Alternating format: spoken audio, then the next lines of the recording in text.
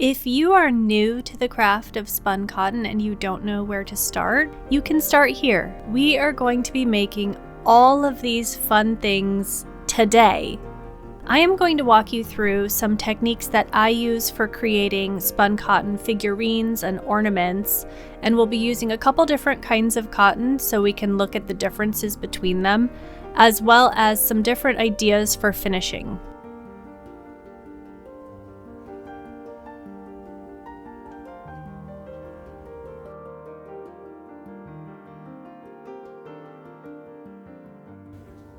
There are many different types of cotton that will work for this craft. A lot of people who are just starting out with spun cotton will reach for roving or sliver, which is very beautiful. It's close to the natural form of cotton, and it comes in a long strip. But I actually don't recommend starting with roving if you are new to the craft, and that's because it retains some of the natural oils from the plant and will have a bit of a slippery texture. So the cottons that I'm using today are what I consider to be the most user-friendly choices, and that is medical cotton. Sometimes when you're shopping for that, it can be called absorbent cotton roll. Medical cotton can vary a little by brand, and you can find it in different size rolls. The other cotton that I'm using today is cotton quilt batting, and you want to use a quilt batting with no scrim or stabilizer. It needs to be 100% cotton. Both of these cottons have been processed in ways that make them more absorbent and will soak up whatever binding medium you use. You may find that these processed cottons have a bit more tooth and are easier to handle.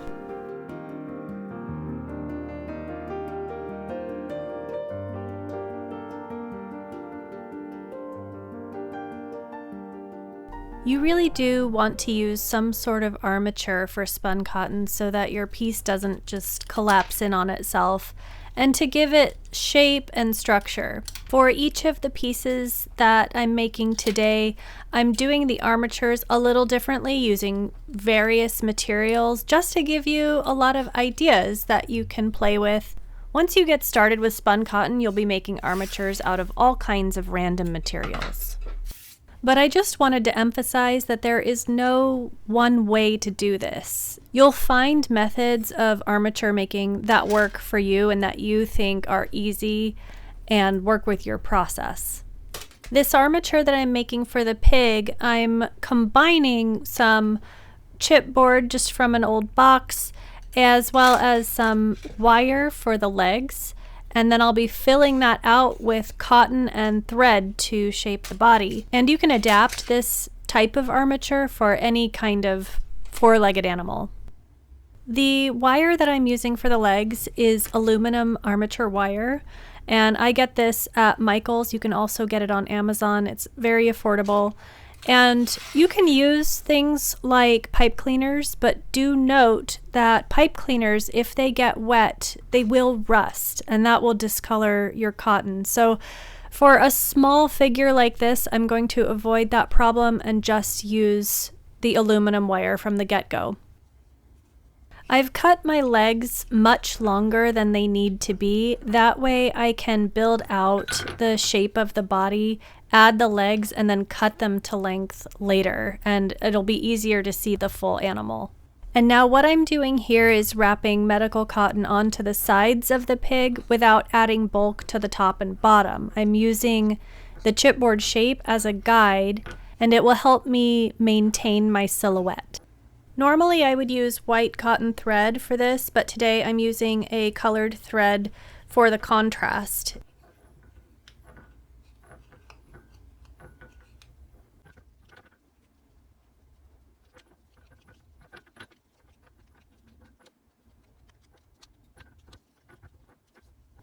And now that I've established some thickness to the shape of the pig, I can slide on these legs, and I'll secure those with a piece of masking tape just so they don't slide off.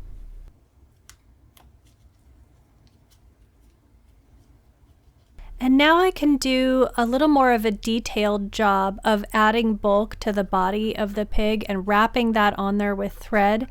And I can make small adjustments to the bulk and also start to look at kind of the anatomy of the pig, you know, looking at where the legs are attaching and where there needs to be a little more thickness.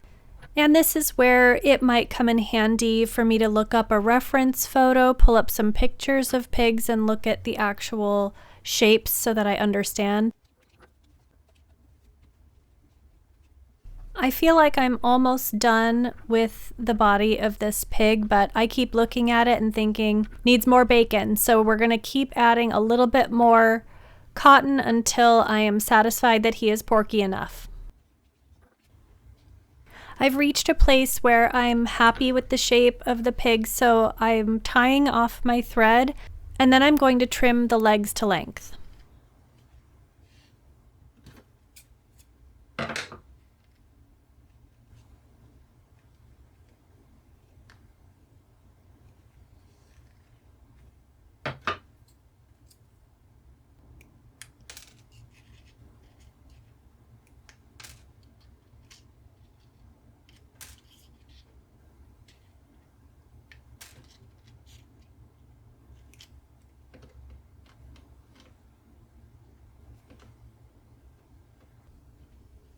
As I continue to work with this pig, I don't want to be poking myself with these wires, so I'm just bending them up a little so that they're not sharp.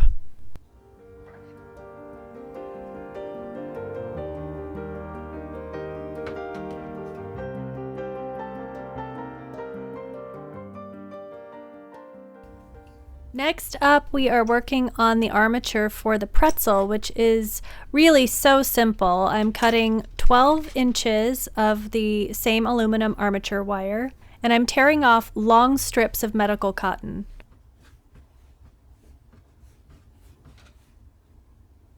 I would say these pieces are about 1.5 inches wide and about 1/2 inch thick.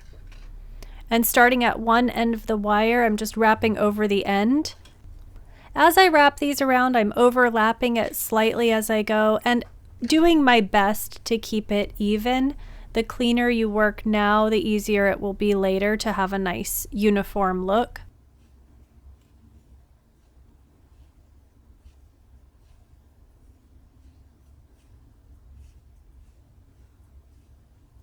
And when I finish one strip, I can start the next one right over the last. Cotton sticks to cotton pretty well.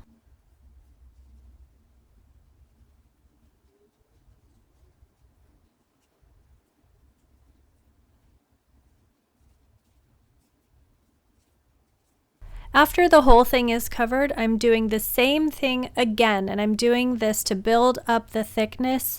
And in my mind, when I think of what I want this to look like in the end, I think the center should be just slightly thicker than the ends. You know, sometimes with a pretzel, it's been hand rolled, so the center can be a little thicker and then the ends kind of taper a little bit. So that's what I'm aiming to do with my layers of cotton here.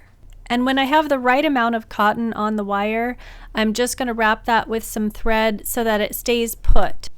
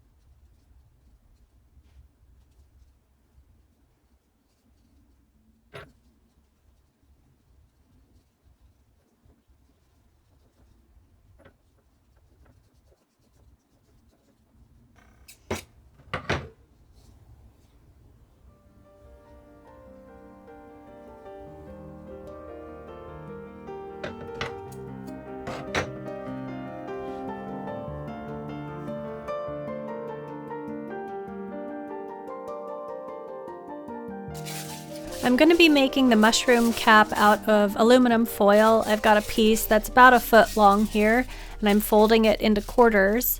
And then just starting at the edges, I'm rolling it in to make a circle. And my goal is to bring that circle in to the right diameter that I'm looking for.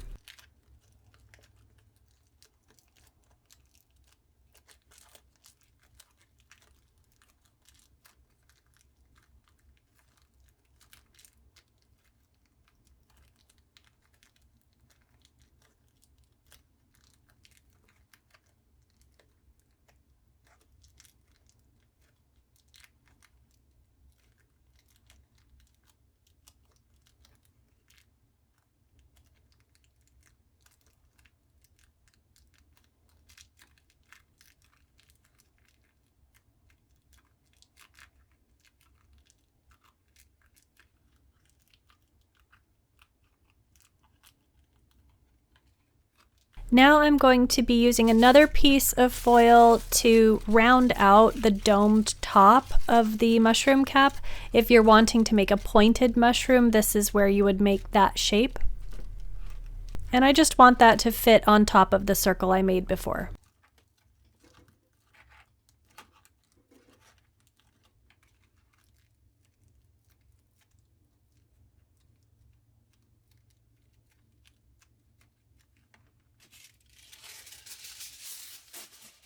And finally, one more piece of foil will lock all of this together. I'm rolling this on my table a little bit to press out any little lumps and bumps. I have a sharp awl that I'm using to poke a hole all the way through the center of the cap. Now for the stalk of the mushroom, I'm cutting a piece of armature wire that's about 5 inches long. I'm folding the end of the wire over the foil to secure it, and then I'll be wrapping the foil around the wire to build up the stalk. You can do this to any shape you want. If you want it to be cylindrical, or if you want it to be kind of bulb shaped, which is what I'm doing today, you can get really creative with all the different types of mushrooms.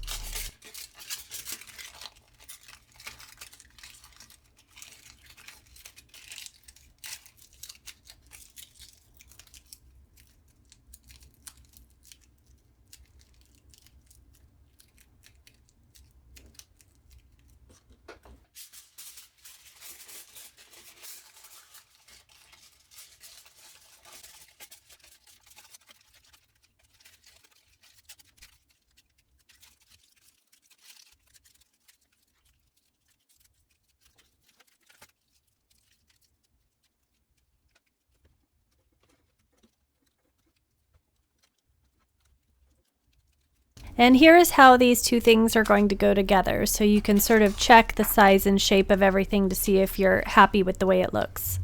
Now before I attach the stalk to the cap, I'm going to give this a little bit of extra shaping with some cotton and thread, because it will be a little more difficult to work with once the two are attached.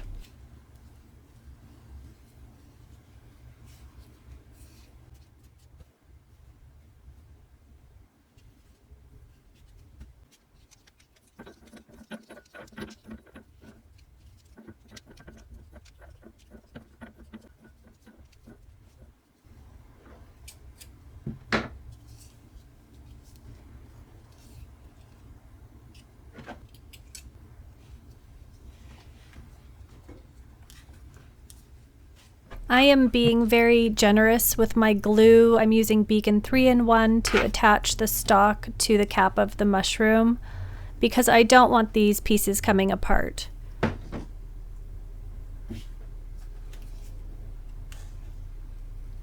Once I've pushed that wire through, I'm going to apply glue to it as well and then press it down on top of the cap, and that will lock everything in place.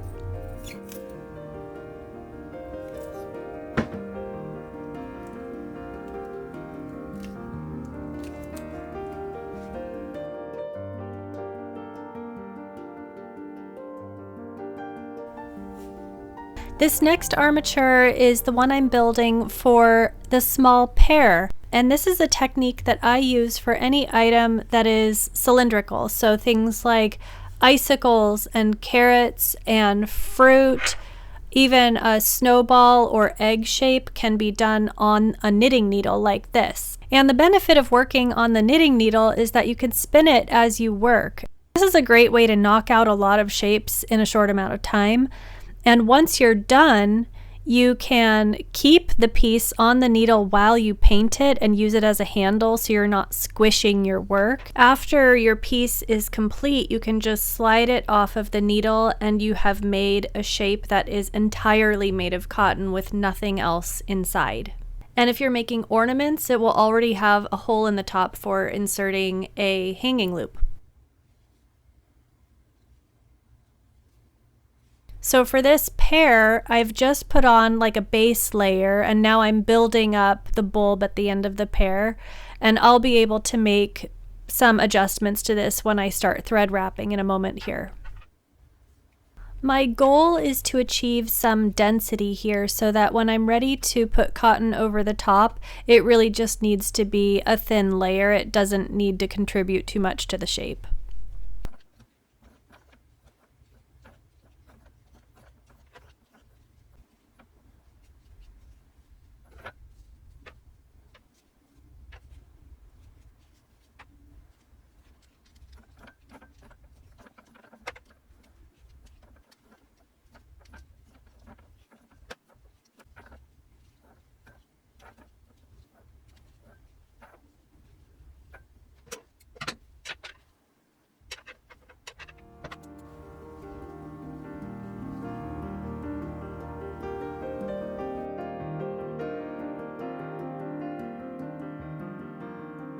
Now for our dolls, we need two faces, and I have a whole tutorial on how to mold faces from a figurine or a doll that you've purchased. You can make a mold with silicone and then make an unlimited amount of faces out of clay or resin. And I am using the same face for both of the dolls I'm making today and just painting them differently. The dolls I'm making are 5 inches tall, so I'm cutting 2 lengths of wire, one 10 inches long and one 12 inches long. I'm taking the 10-inch piece and bending the head, twisting once, and that becomes the arms. The second piece of wire gets bent at the center and I loop it over the top of the head, wrap each side once to make shoulders, and then I bring those 2 pieces together and twist to make the torso. And I'm comparing to the template to see how far to twist the torso before bending the hips.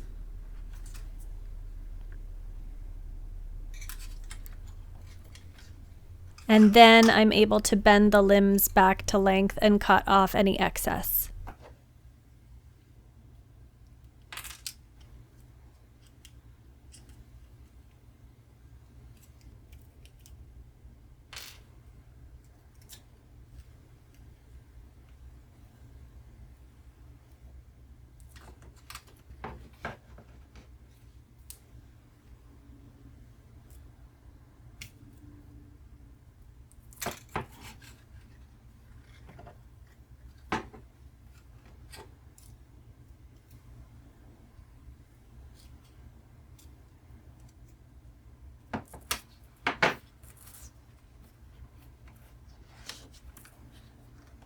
I have made 2 armatures for 2 different dolls. One is going to be German style and the other is going to be Russian style.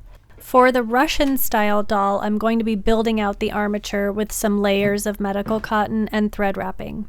The German style doll will be made with cotton quilt batting, and that is going to be built right onto the wire armature. The Russian style of spun cotton is done more like paper mache, so I'm just wrapping the wire with some layers of cotton and then I will secure it with thread. And I'll just build out the shape of the figure so that it looks a little more like a body and less like a skeleton.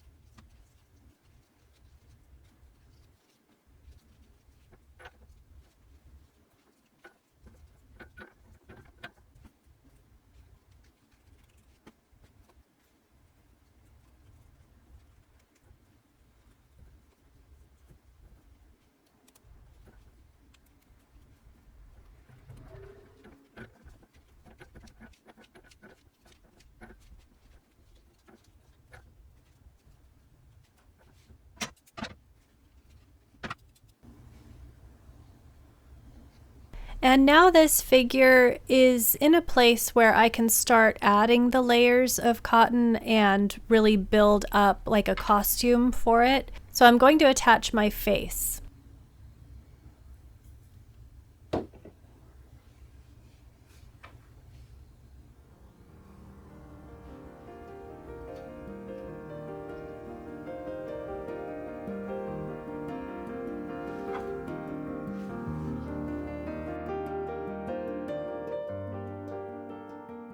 The binding medium that I like to use is cornstarch cooked in water. You can use a watered down glue.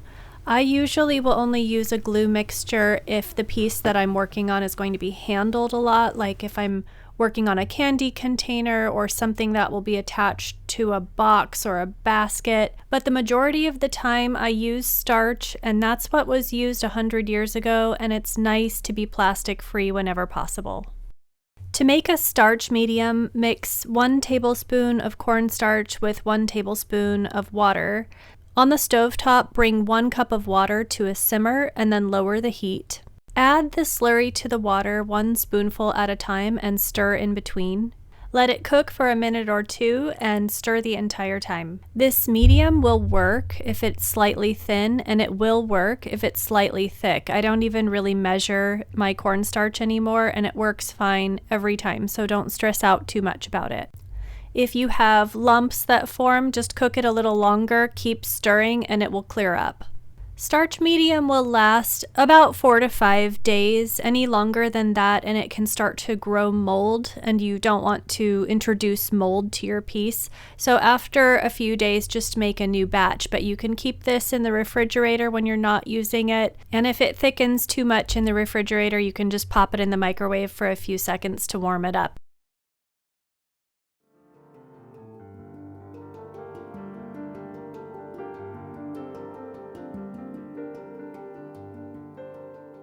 What I mean by working dry is I'm tearing off pieces of dry cotton and applying them to the surface of the piece. Every time I apply a piece of cotton, I'm then brushing the surface with starch to stick it down. This method is the same whether I'm working with medical cotton or cotton batting.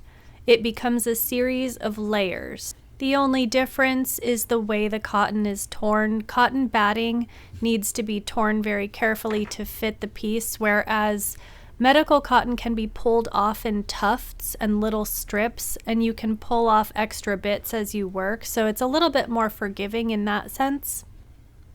And so to start covering this pig with dry cotton, I'm first starting with the legs. I've torn some little strips of the medical cotton, and I'm just wrapping them around the legs, leaving a little tuft at the top that I can brush against the body to sort of unify the shape.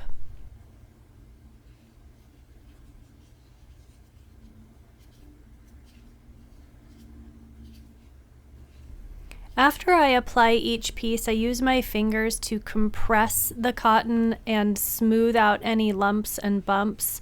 And I try to get it looking the way I want it to look before applying the starch. Once the starch is on there, it's a little more challenging to make big changes to the shape of something.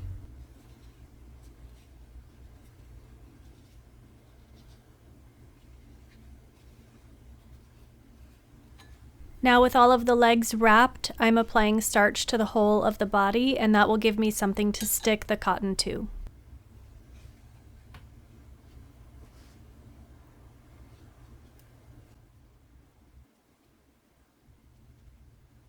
The cotton I'm applying in patches, brushing starch, and then overlapping the next patch so that there will be several layers of cotton over the full surface.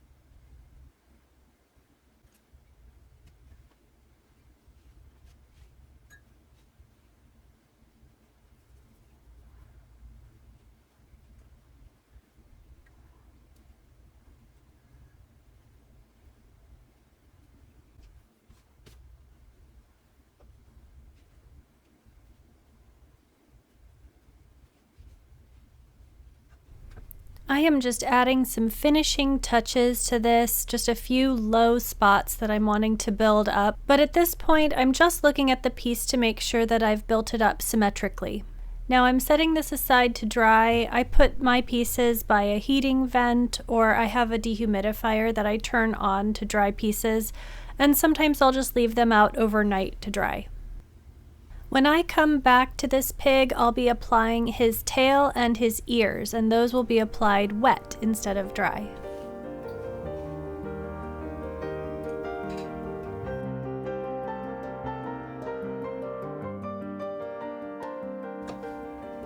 The pretzel is going to get 2 layers of cotton before I bend it into shape. First, I'm brushing on some starch to smooth out any lumps and bumps and give the cotton something to stick to.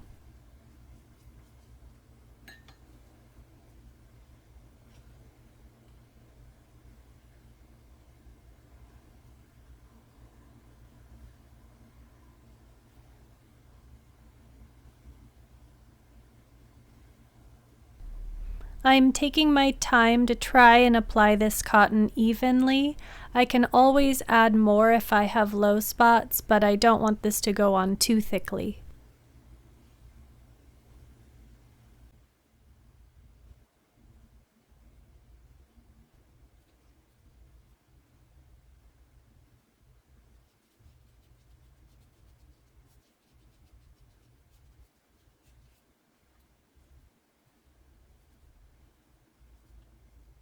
Once I have it wrapped on there, I'm applying starch and then just using my fingers to smooth things out and press out any air bubbles.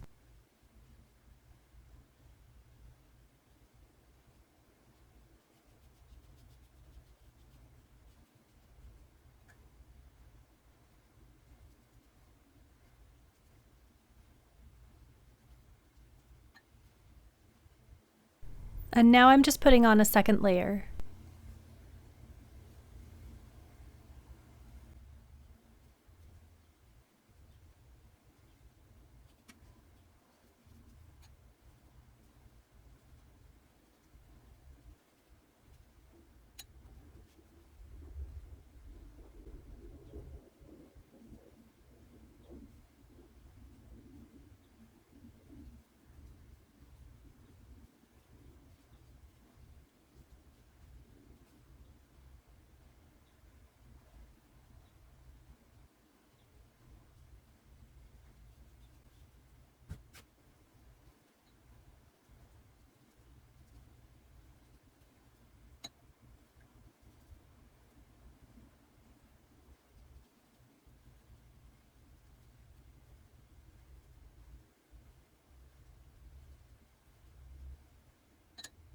To make the pretzel shape, I'm starting at the center and just bending it into an oval.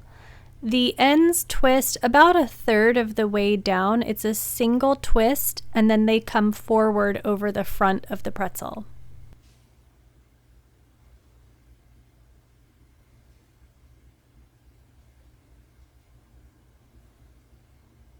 And now I'm taking a minute here to round everything out, as well as pressing the ends of the pretzel against the front.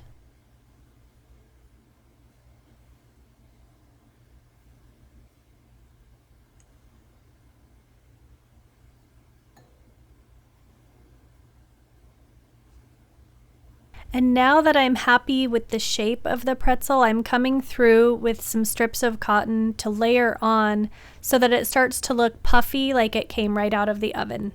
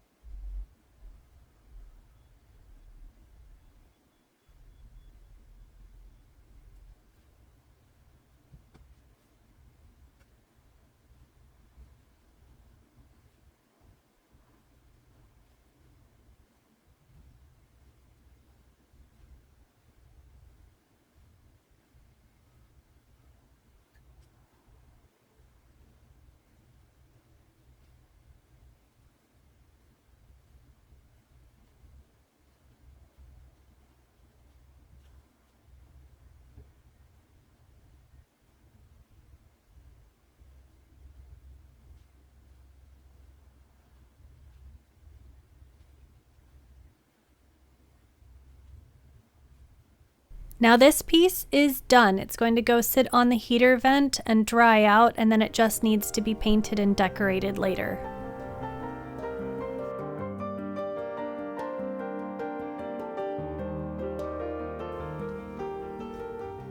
You could use either medical cotton or cotton batting to cover the little pear. I'm going to use cotton batting so that I can demonstrate the layering of the pieces. What I'm trying to do is tear patches of cotton that will fit over the side of the pear without having any wrinkles. If I have any wrinkles, I tear away more bits of cotton until it fits smoothly. And when I'm ready to apply the first patch, I'm just going to wet the whole surface of the pear.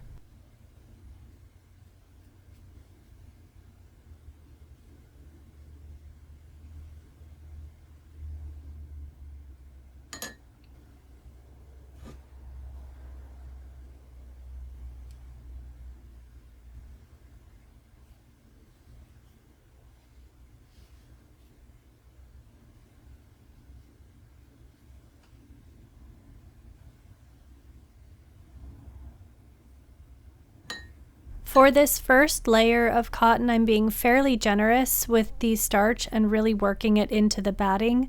This second layer, I'm going to leave it a little fluffier and not saturated as much.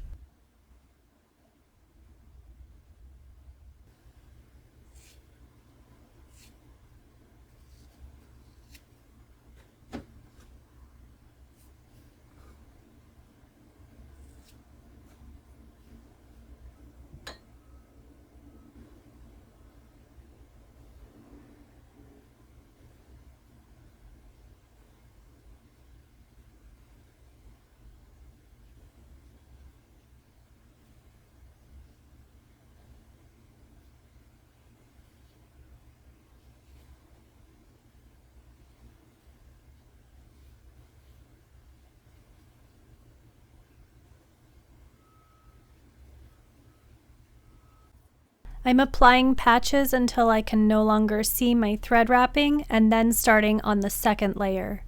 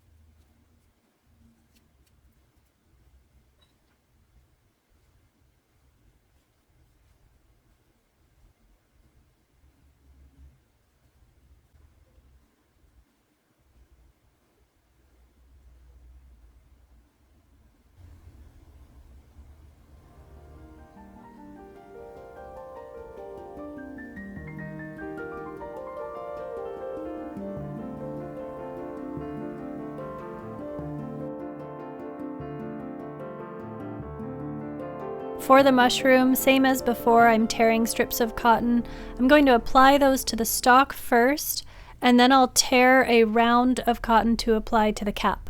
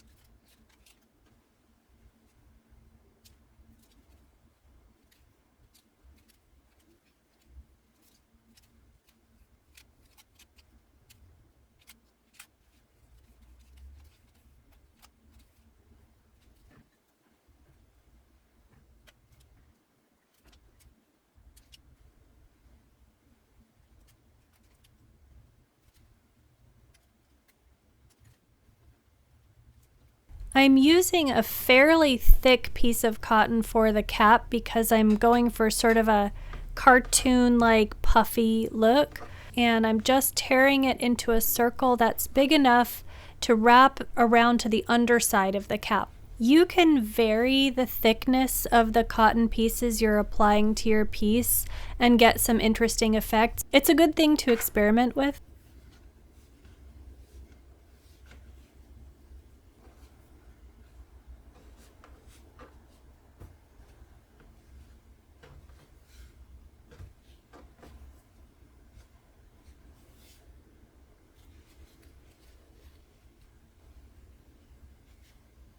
I've made mushrooms where I have glued the cotton to the cap since we're working with the aluminum foil here, but I've also used starch and it seems to work just fine. I just try not to shift it around too much, but a little bit of starch on the inside is enough to hold it in place.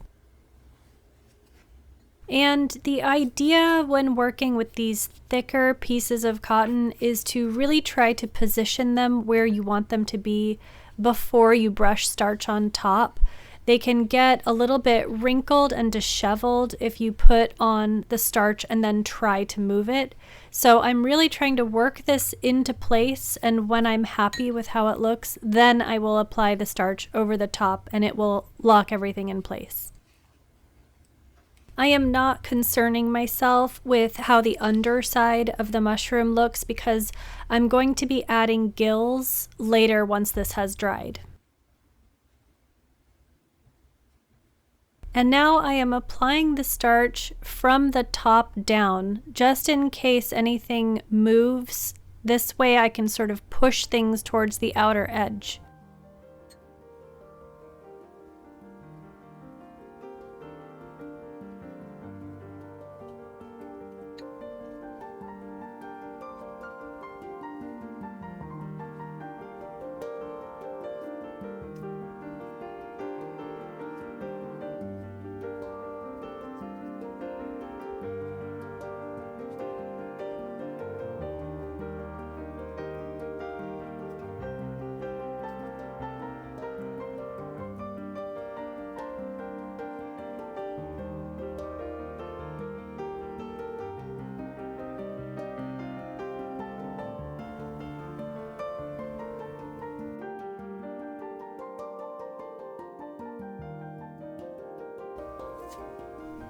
I'm tearing strips of batting that are all roughly the same size, about 1 inch by 3 inches, and these are what I'm going to use to cover the hands and feet of the German-style doll. The longer the strip, the thicker the hands and feet, so you can sort of vary this to your style. And then to cover the limbs, I'm starting in about 1/2 inch to 3/4 inch, and I'm just wrapping over the end of the cotton. I wrap all the way down to the end of the hand, tuck in the little tuft that's sticking out, and then wrap up the other direction. The remaining cotton gets smoothed against the surface so that you have a little swab-like hand. Alternatively, you can tear a much longer strip of cotton and cover the entirety of the limb. So if your doll is going to be wearing a different kind of costume without long sleeves or long pants and you want to see an arm or a leg, you can wrap the whole thing and then dress it as you would like.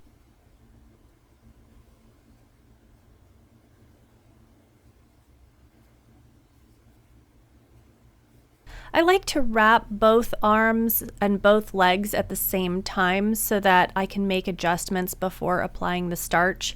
Once you apply the starch, you're not really able to make changes in the thickness too much. You can squeeze it a little bit, but it doesn't really change. So if I wanted to make an adjustment, this would be the time to do it. So I've wrapped both arms and then I will apply starch.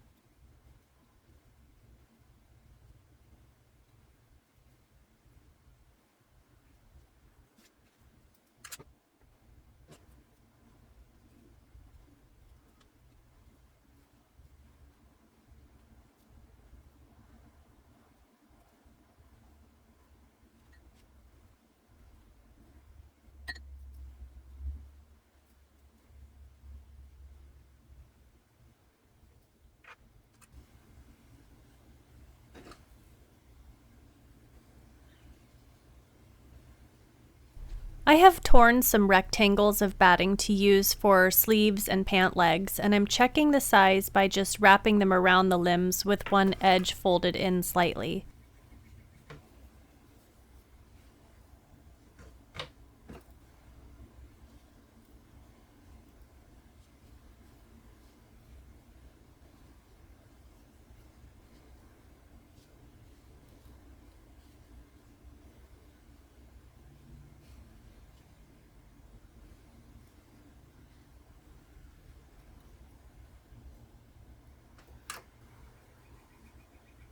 And I'm just making some adjustments by taking off some of the length.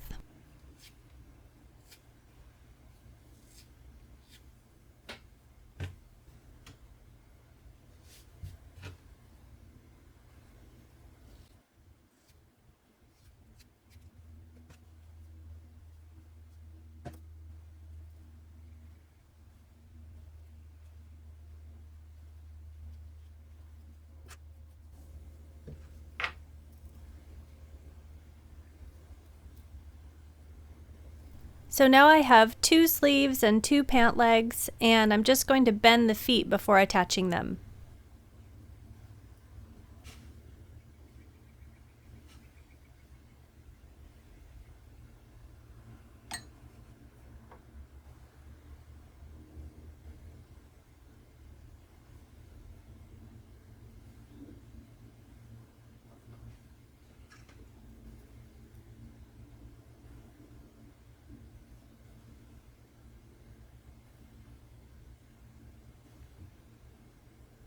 And then to attach the pant leg, I'm just wrapping it around, trying to keep it in a cylinder.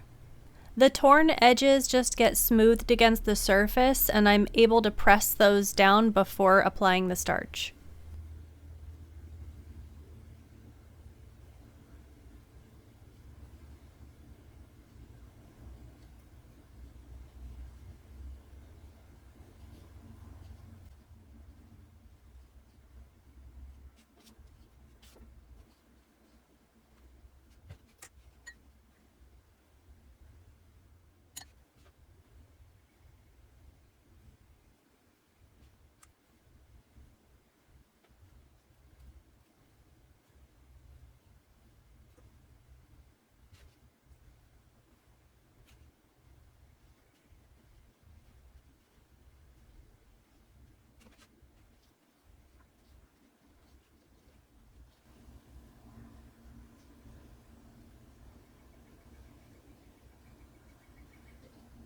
For this type of doll, I apply the starch minimally. I try not to saturate it because that makes the doll a little more stiff than it needs to be. It's nice to retain the soft fabric texture of the cotton batting. So I'm just doing a light brushing, and then I smooth it down with my fingers.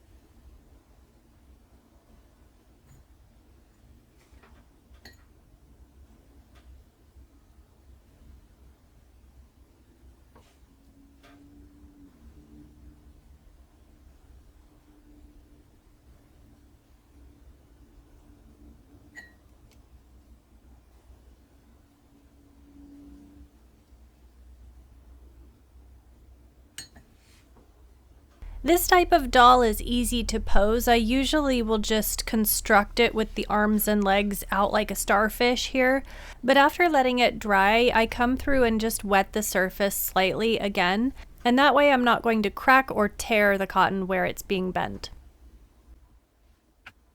You can fill out the head and body with just scraps that you've kept, or just tear a little strip like this and wind it around the body underneath the armpits. If you're working on a piece that's going to be wearing a skirt or a long coat, you can use a bigger piece of cotton that will add volume around the legs. This figure is going to be wearing a hat, but I still want to build out the head so that it's proportional to the body. So I'm going to attach the face, and then I'll use some little pieces of cotton to build out the back of the head.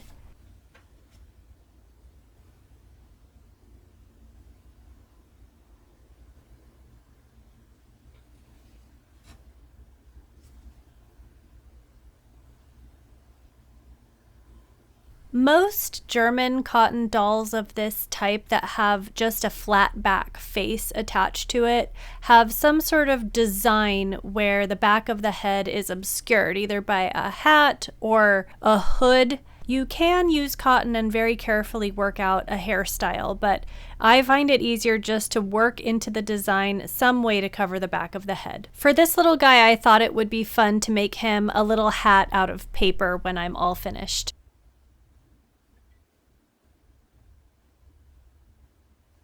I very rarely use templates for the costumes for these figures. Instead, I'm just tearing sheets of cotton and then holding it up to the figure to see what I can make fit. I'm trying to make a jacket that's going to open in the front and sit just below his waist. So I'm looking for the length of the jacket first, and then I'll be tearing notches to go under the arms, and I'm keeping the edges raw wherever I want them to blend. So where the seams meet at the shoulders and also under the arms, I'll be able to blend that into the surface with just a little bit of starch, as long as I'm tearing those areas instead of cutting.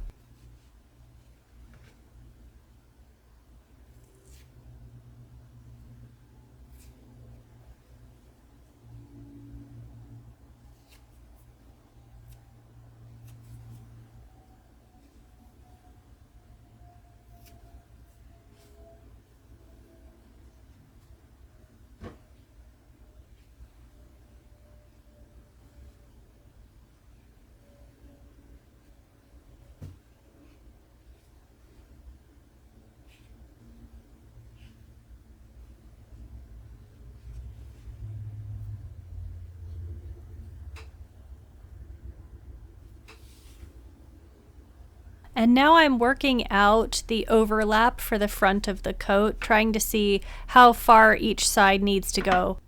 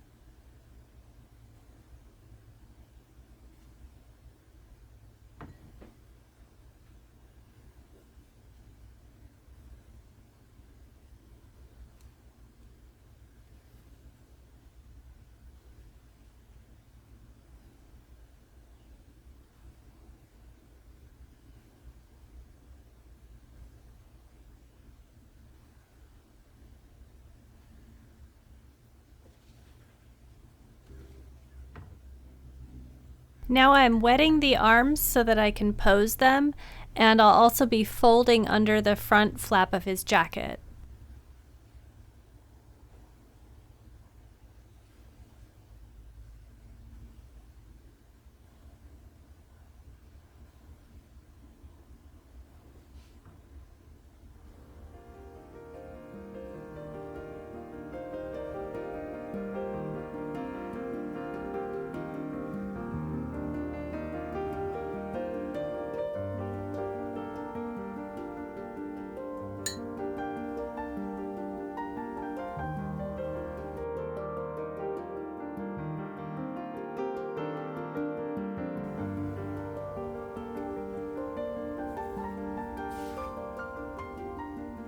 Now, most of the outfit that I'm going to be putting on this Russian style doll, I'm going to be applying the cotton wet.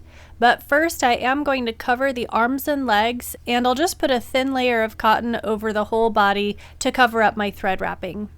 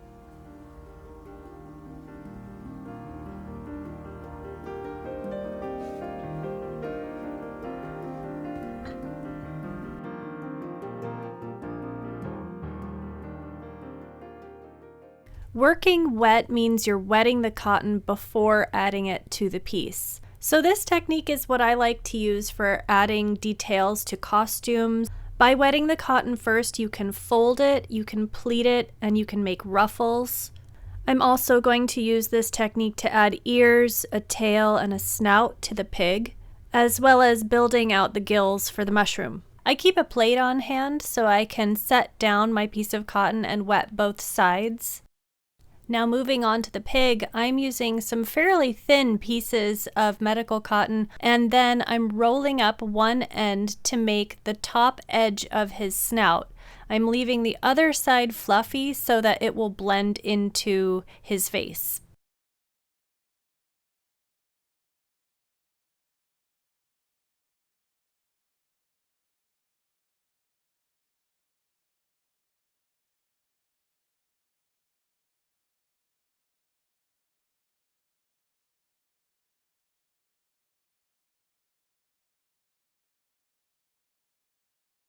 This little piece is the very front of his snout, so I'm bringing in all of the edges to make a soft, fluffy little puck to stick to the front of his nose.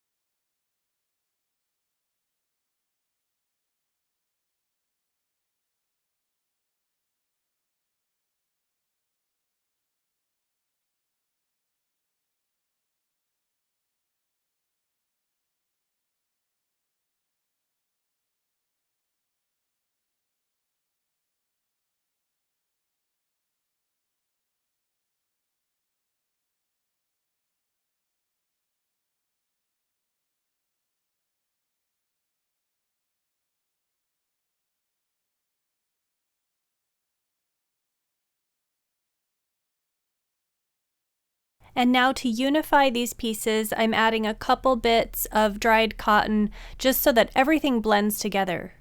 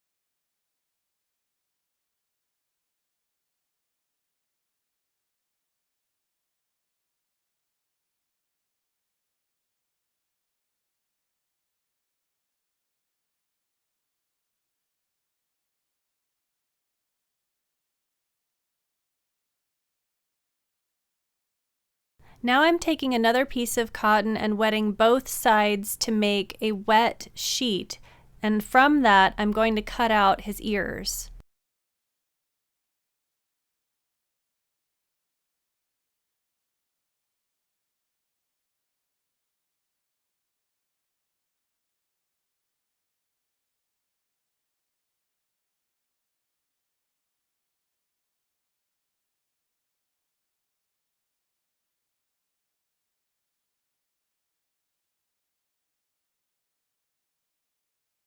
I'm pinching the bases of these ears to give them a little bit of a cupped shape. And how I'm going to apply these is by adding little bits of cotton over the edges to secure them to the face.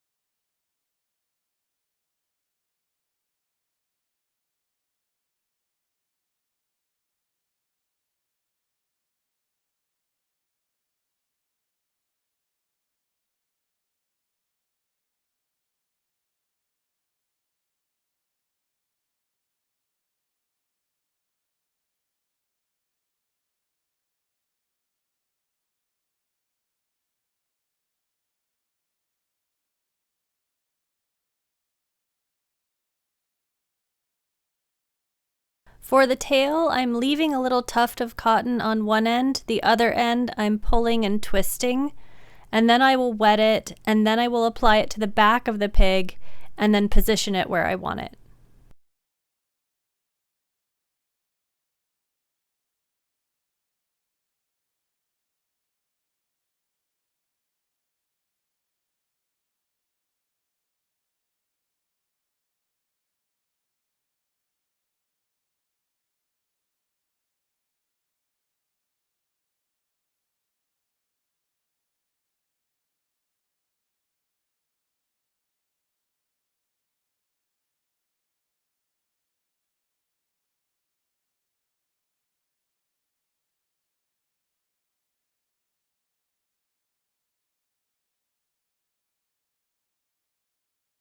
To make sure the tail blends into the back, I'm just applying one final piece of cotton over the top of the pig.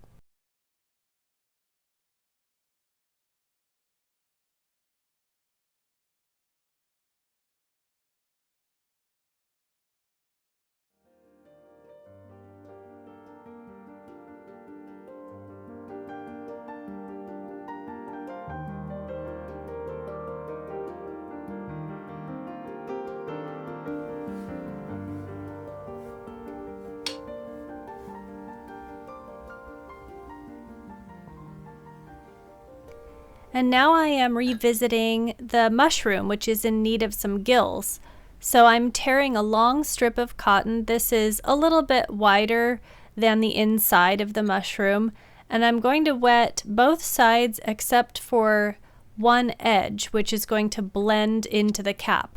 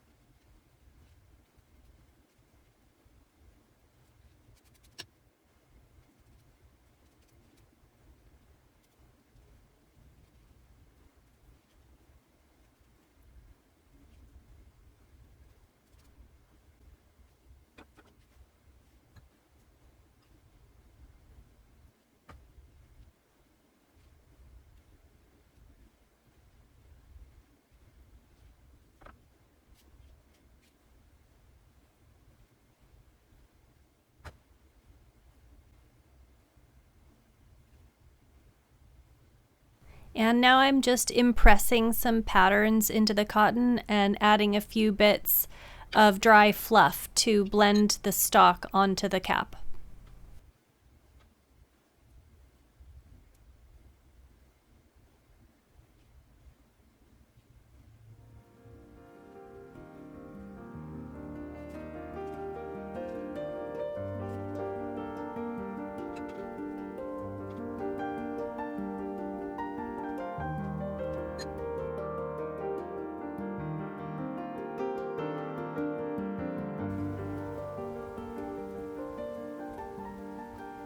Our little pear needs a leaf, so I'm making one with a small piece of cotton batting wet on both sides, and then I'm going to cut it out.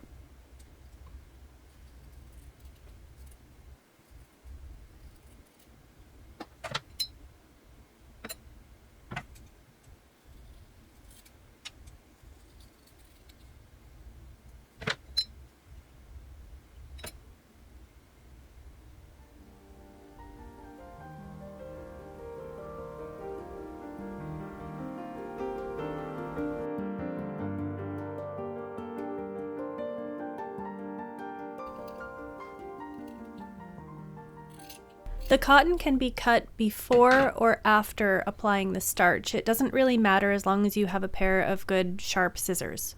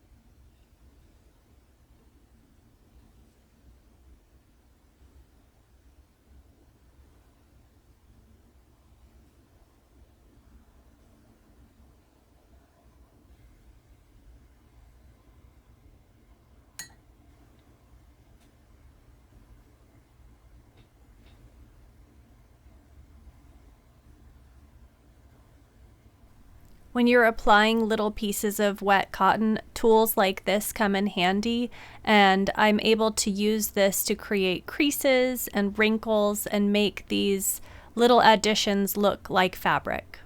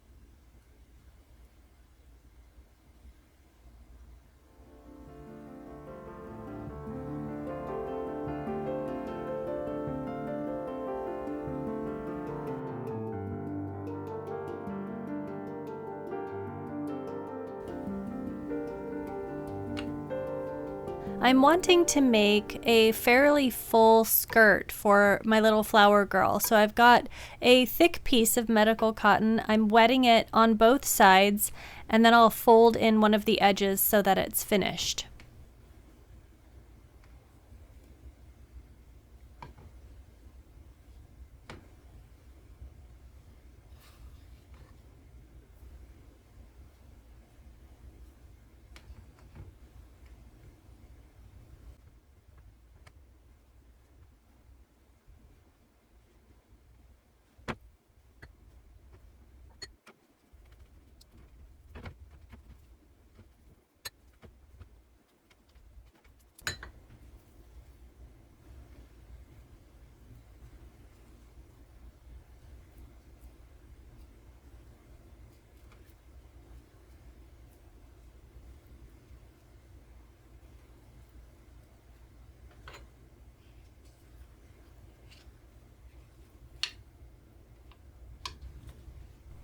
You can get very detail oriented with the construction of these outfits.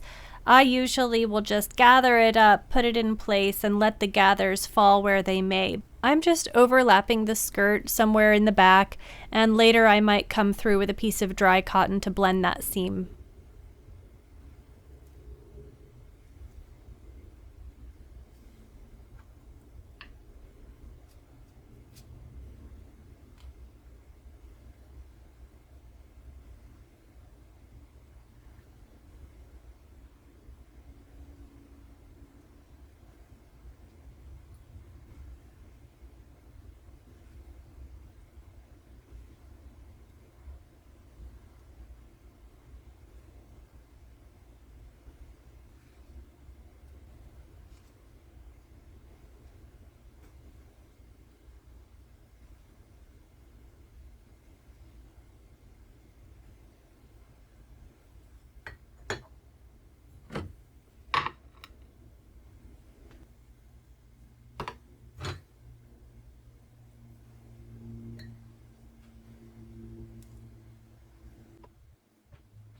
Again, I'm not really working with a template. I just had the idea that she would have a little capelet, so I just tore a half moon of cotton and I'm just gonna wing it here.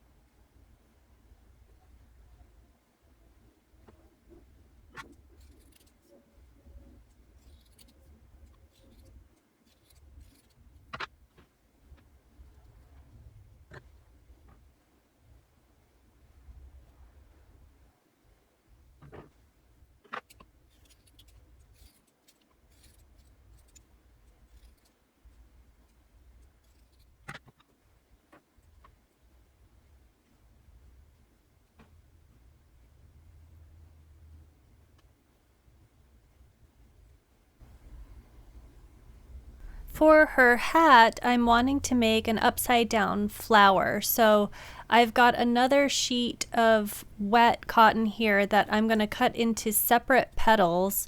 And then I'm going to put a little tuft on top of her head to build out the shape and then stick the petals to that.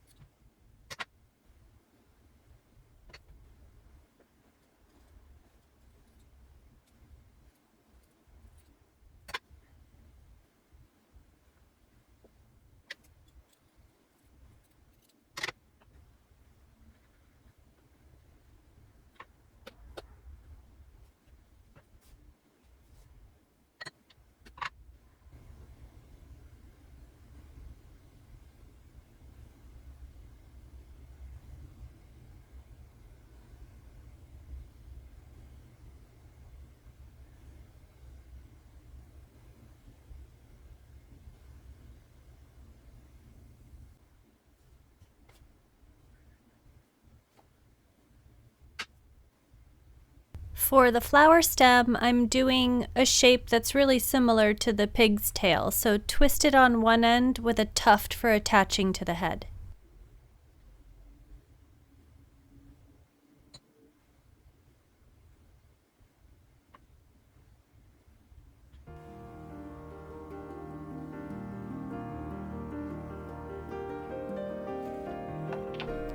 Any water-based color works great on spun cotton. You can use acrylic paint.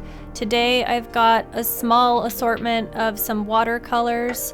I also have on hand some gouache. Gouache is like watercolor with gum arabic added, so it goes on more opaque than watercolor. And then I also thought I would try out some spray stains. I don't use these on spun cotton very often, but I thought I would give these a go and see what they do. I also have starch on hand, which I like to mix into some of my paints, as well as water for thinning. For Mr. Pig, I'm using watercolor, and he has completely dried, so I am going over his surface with a light coat of starch because I think I'd like the watercolor to feather out and really soak into the surface and not just sit on top. So the starch will help that blending process.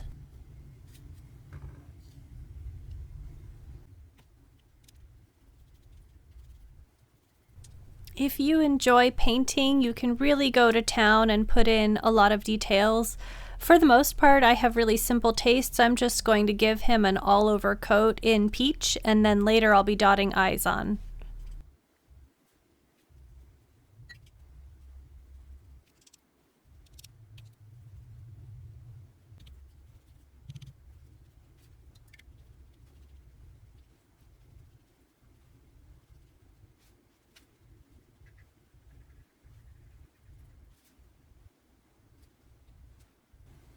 I've let the peach paint dry completely, and now I'm just dotting on some very simple eyes with undiluted gouache in black.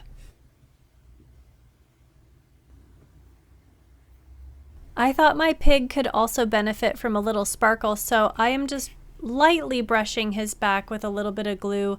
I'm going to be applying a touch of glitter, but also some mica flakes.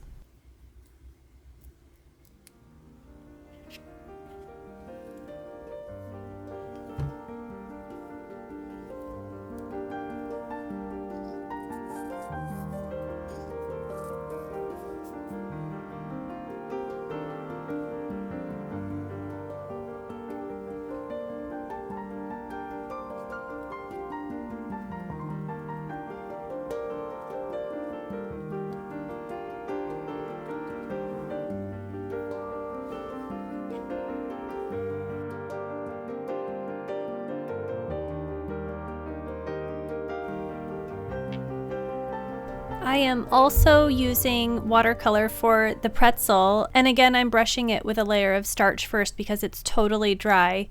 And the colors that I'm using are raw sienna and Van Dyke brown.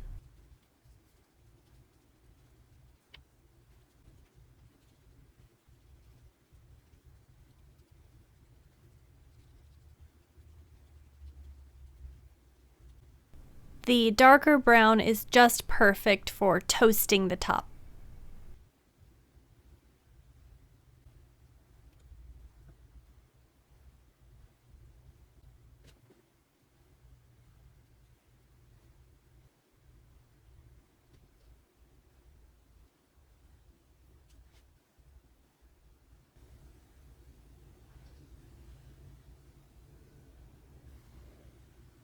My pretzel is also getting glittered. I'm using opaque white glass glitter, and it looks exactly like salt. It's going to be so cute. So I'm just brushing glue on the top surface right where you would have salt on a pretzel.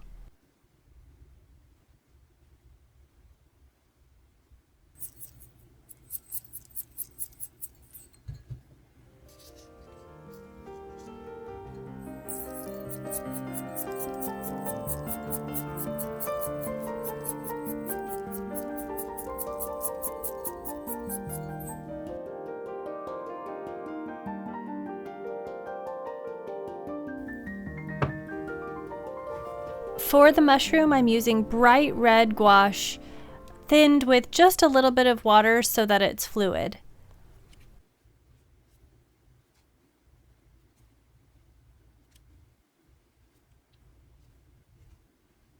As I'm working around the edge of this, I can see a little bit of bleed through on the underside of the cap, but that's okay because I'm going to be coming through and doing some detail painting under there, and I think I'll be able to cover it up.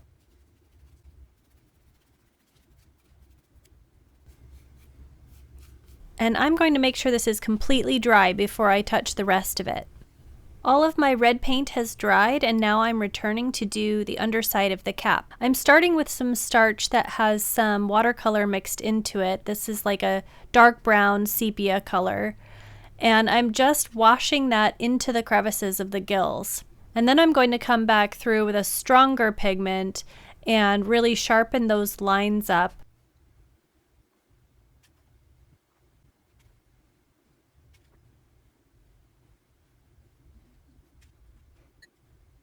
Now I've got some white gouache that I can take right around the edge where I had that little bit of bleeding.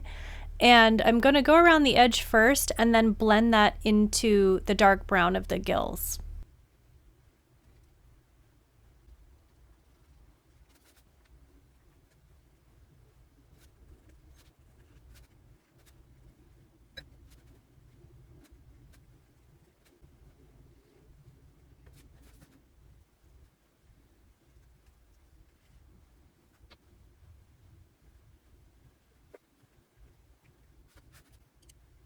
There is probably nothing more fun than painting spots on mushrooms. I have a little pointed brush, and this is white gouache that is just slightly diluted with a few drops of water so that it will sit on the end of my paintbrush.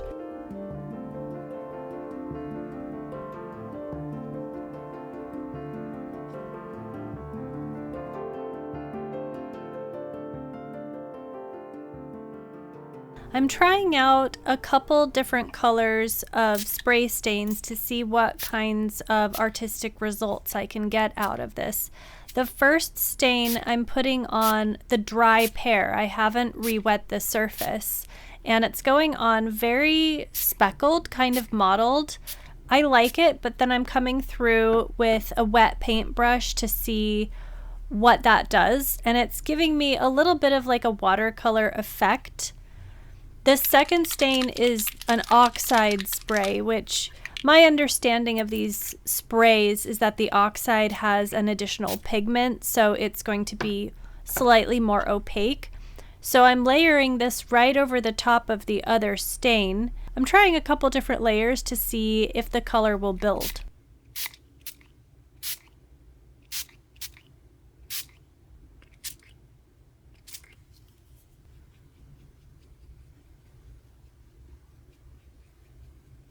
I'm setting this off to dry and we'll see how it turns out. This is going to have a clear glitter over the surface, so I think it will work out either way. The leaf is going to get a similar treatment in green. Here is what the pear looks like dry. I think it looks just fine. So to finish this, I'm taking out the knitting needle and then pushing in the little top. This will give me a spot to put the leaf.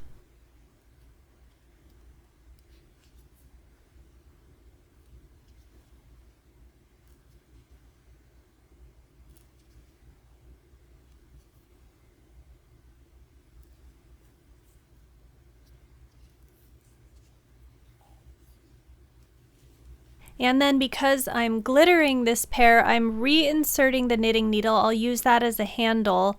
I'm using undiluted white glue for the glitter. I have found that starch will hold a very fine mica powder, but it won't really hold glass glitter, and that's what I'm using today. It's just a little too heavy. So I'm going to put glue over the full surface and then sprinkle this with my glitter.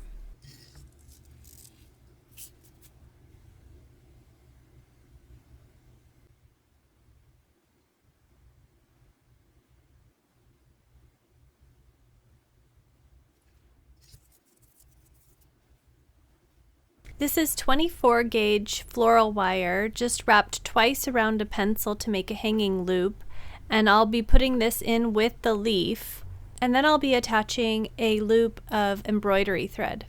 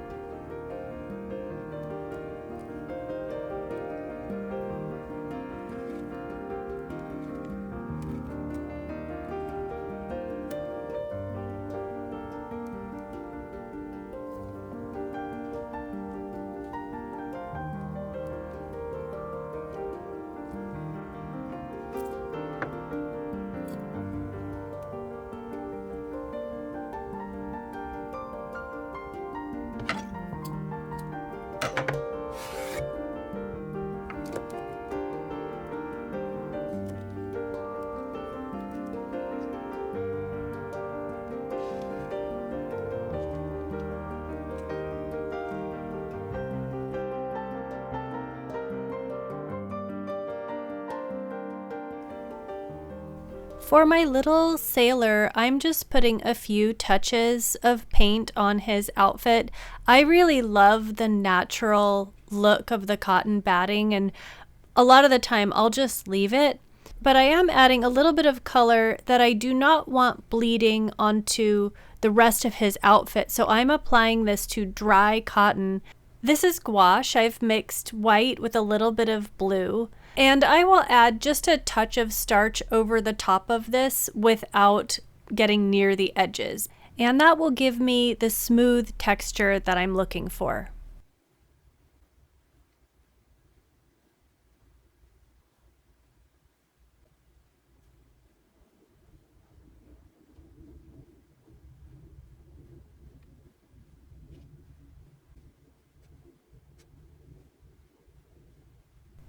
I've let the blue paint dry and now I'm just doing a little bit of detail work.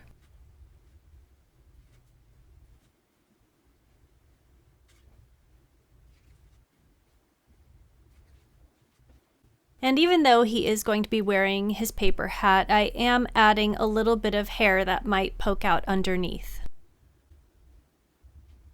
To make a paper hat, I'm starting with a rectangle of scrapbook paper that's 3 3/4 inches by 2.5 inches. I'm folding it in half and then folding down the corners until they meet at the center.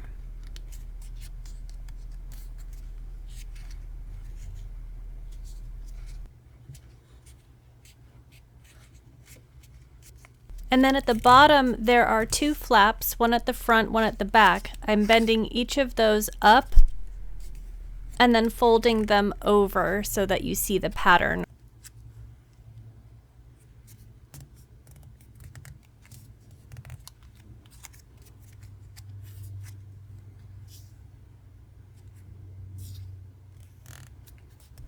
I'm gluing the flaps down, and then I can reach inside and open up the hat.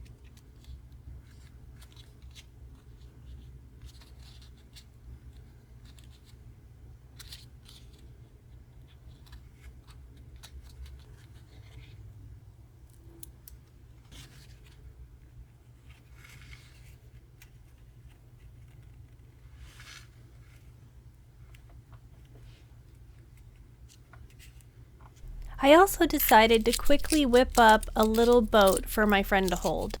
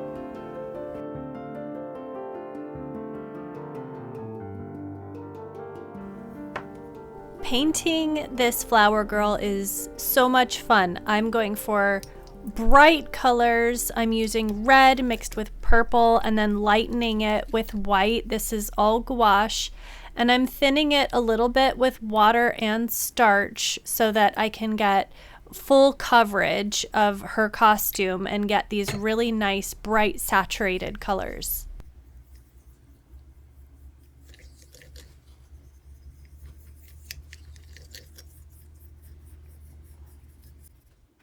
I'm starting with the inside of her skirt since it's the hardest part to get to, and I've got a little flat brush that I can work my way up there with. And I'm going to do her dress first, and then her stockings, her arms, and then finally her flower hat.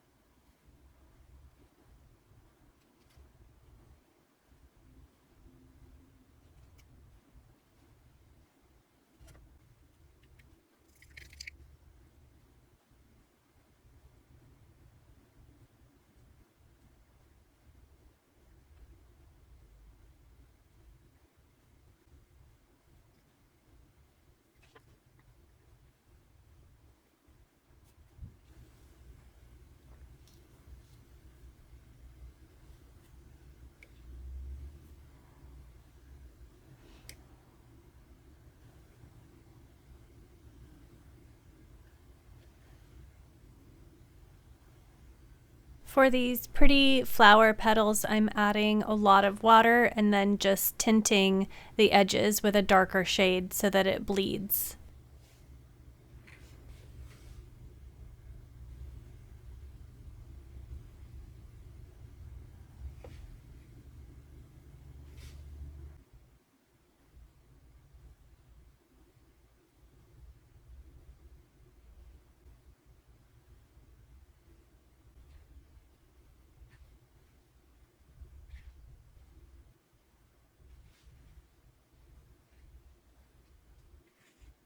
I've cut out some little double petals from crepe paper and now I'm threading them onto a pearl stamen.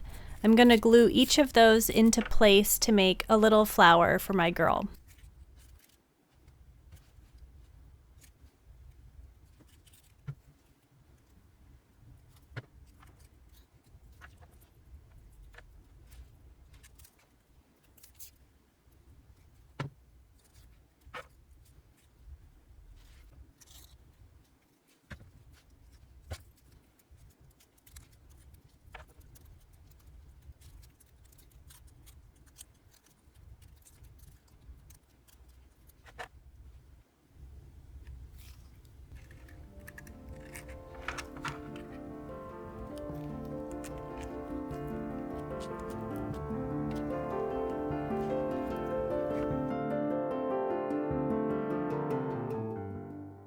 If you'd like to know more about spun cotton, I hope you will seek out my book, Spun Cotton Crafts, which you can find on Amazon for $19.99. Inside, you'll find 25 projects that will help you practice your skills.